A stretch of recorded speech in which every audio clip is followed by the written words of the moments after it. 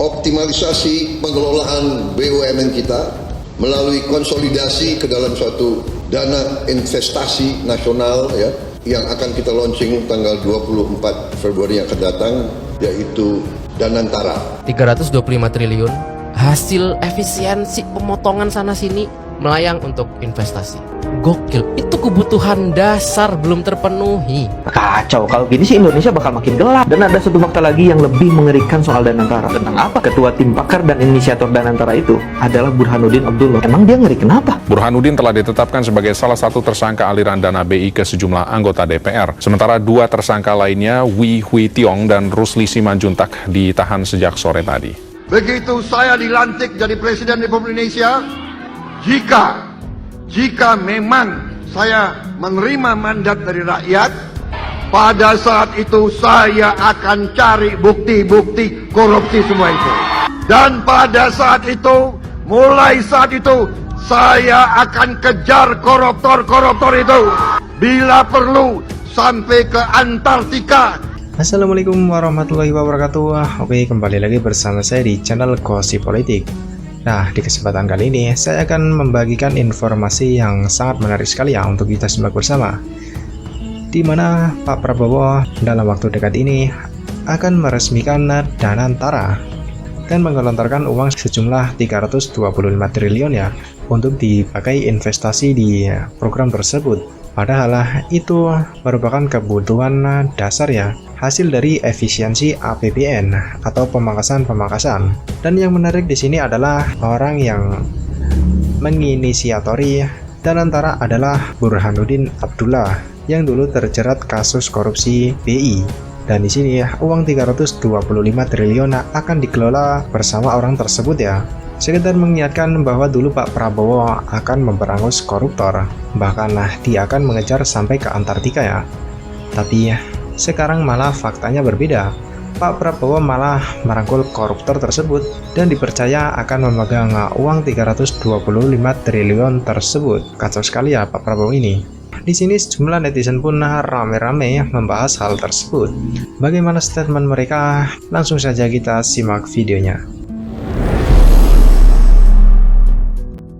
Danantara itu apa sih? Mau dijawab dengan cara rumit atau sederhana? Sederhana aja deh. Oke, misal lu dititipin uang 1 juta ke gua. Uang ini harusnya gua pakai buat beli kebutuhan lu, tapi nggak gua pakai buat itu. Uangnya gue investasiin ke usaha yang gua pilih sendiri. Kalau berhasil, keuntungannya baru nanti gua pakai buat kebutuhan lu. Kalau gagal, ya anggap aja sial. Nggak bisa gitu dong. Lu harus dituntut karena udah ngerugiin gua. Lu nggak bisa nuntut gua karena ada aturan. Gua nggak bisa dimintai pertanggungjawaban hukum atas kerugian apapun. Mau kayak gile. Terus gua tahu dari mana kalau investasi itu untung atau rugi? Ya nanti gua buat laporannya sendiri. Gue curiga lu bakal curang kalau gitu aturan mainnya. Biar adil, lu harus diawasi oleh pengawas korupsi dan pengawas keuangan. Gak bisa. Investasi ini gak bisa diawasi oleh pengawas korupsi ataupun pengawas keuangan. Loh kok gitu? Ya itulah Danantara. Jadi efisiensi anggaran yang kemarin banyak merugikan masyarakat menengah ke bawah dan digembor-gemborkan demi suksesnya program makan gratis itu, nyatanya sebagian besar akan dikelola oleh Danantara. Kacau, kalau gini sih Indonesia bakal makin gelap. Dan ada satu fakta lagi yang lebih mengerikan soal Danantara. Tentang apa? Ketua tim pakar dan inisiator Danantara itu adalah Burhanuddin Abdullah. Emang dia ngeri kenapa? Dia adalah mantan narapidana korupsi yang pernah dijatuhi hukuman 5 tahun penjara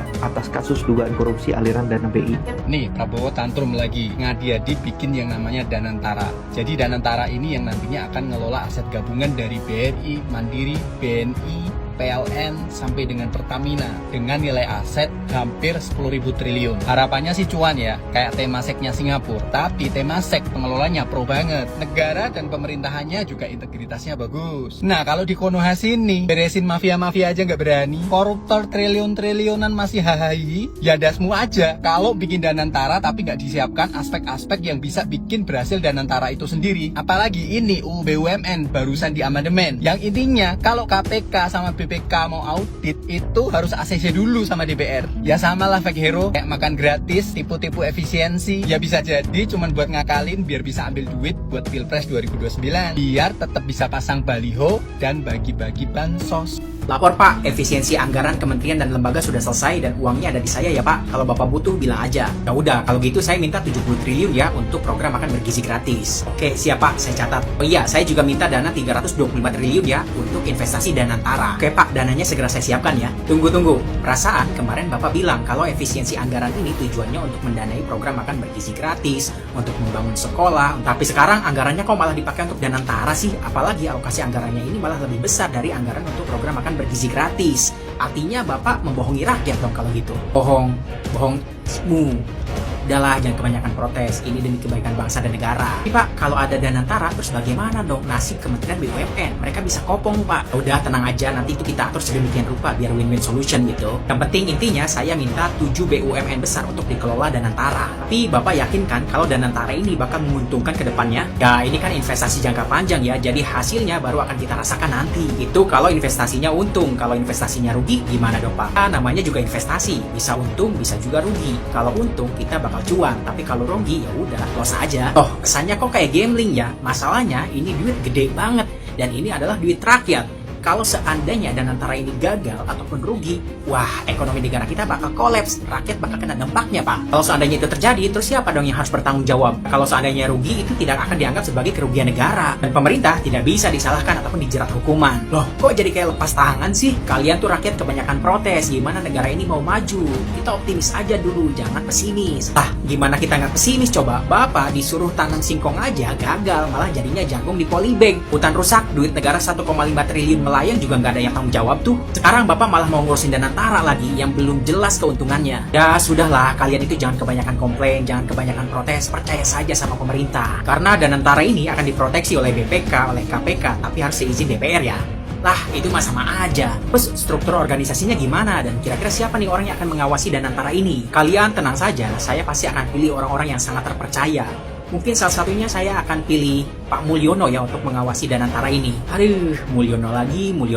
Kenapa sih Bapak ini sangat tunduk sekali kepada Mulyono? Ya gimana ya, saya kan punya hutang budi. Dia sudah membantu saya jadi presiden. Aduh, apes banget dah. Kemarin Mulyono udah bikin politik dinasti. Sekarang malah mau bikin kerajaan oligarki. Ada yang ingat slide ini? Ingat yang bikin semua orang marah-marah. Ada yang hilang tahu dari slide ini? Apa ayo? Danantara, betul, itu dia. Nggak ada tulisannya Danantara. Walaupun pemerintah pasti ngeles gitu. Itu kan ada di sebelah kiri. Ketahanan pangan, energi, yaitu Danantara itu maksudnya gitu. Iya, tapi kan nggak ditulis gitu. Bisa kali dalam kurung Danantara gitu. Tapi tidak. Kenapa tidak ditulis? Kenapa menurut Anda? Ya nggak ada penjelasan lain selain biar masyarakat nggak nyadar bahwa ini masih jalan nih. Karena kalau ditulis kan kita jadi alert, jadi ngawal gitu. Revisi undang-undangnya kita ngawal, anggarannya kita kawal gitu. Ribet, potensi batal. Padahal nggak boleh batal karena ini udah hengki-pengki sejak lama kan. Akhirnya kita disibukkan dengan isu lain gitu, LPG, PHK, stafsus dan lain-lain. Nah, mereka gerak nih dalam senyap gitu kan. Kayak Omnibus Law dulu lah.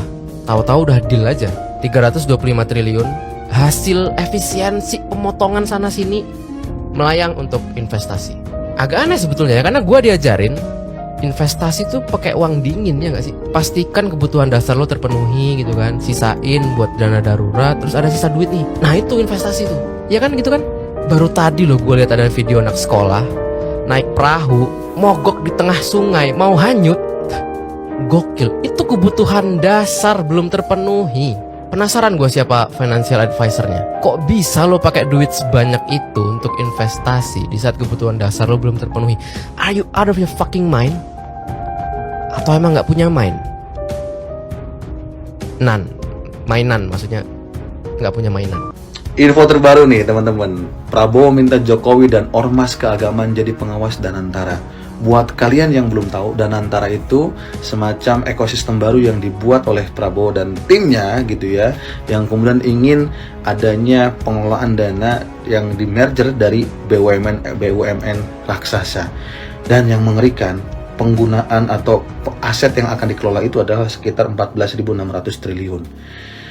Yang paling mengerikan lagi, Danantara ini nih, sesimpel gini ya, contohnya kayak misalkan lu pada punya duit nih, dikumpulin ke gua misalkan, nah gua bakalan gunakan duit itu untuk ya usaha gitu. Ketika rugi, kalian nggak bisa nuntut apa-apa gitu kan, karena ya secara aturannya memang itu nggak bakalan bisa dituntut. Tapi ketika untung, barulah gua bisa bagi hasil. Yang mengerikan dari sini, ketika ini ruang pengawasannya kecil karena dia tidak bisa disentuh oleh KPK, oleh BPK. Jadi Danantara ini peluang korupsi atau kolusi dan nepotismenya semakin besar. Dan yang menyusun itu kalau nggak salah gitu ya, nanti lu pada cari tahu deh, yang menyusun atau menginisiasi ini kalau nggak salah ya mantan napi koruptor juga kalau nggak salah ya. Jadi intinya ada celah di mana ini sangat bisa sekali dimanipulasi. Bayangkan orang dia yang punya otoritas, kemudian laporannya juga akan seenaknya mungkin gitu ya. Dan yang paling mengerikan tadi, ini nggak bisa diawasi atau diaudit karena ini ya memang secara aturan dibuat seperti itu. Bayangkan orang yang diaudit dan diawasi saja jadi celah korupsi, apalagi kalau yang tidak. Jadi buat kalian yang masih saat ini belum sadar bahwa ternyata Indonesia gelap, ya memang ini nih banyak sekali kok hal-hal yang menunjukkan Indonesia gelap. Menurut kalian bagaimana? Adik-adikku tersayang, ya kalau adik-adik pada merem begitu ya gelap deh.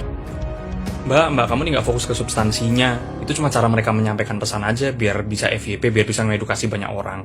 Malah nyinyir, oh ya kalau gelap nggak bisa lihat lah deh, apa segala macam. Nggak punya argumen lain ya, nggak punya argumen substansial yang membantah dari tuntutan-tuntutan mahasiswa itu.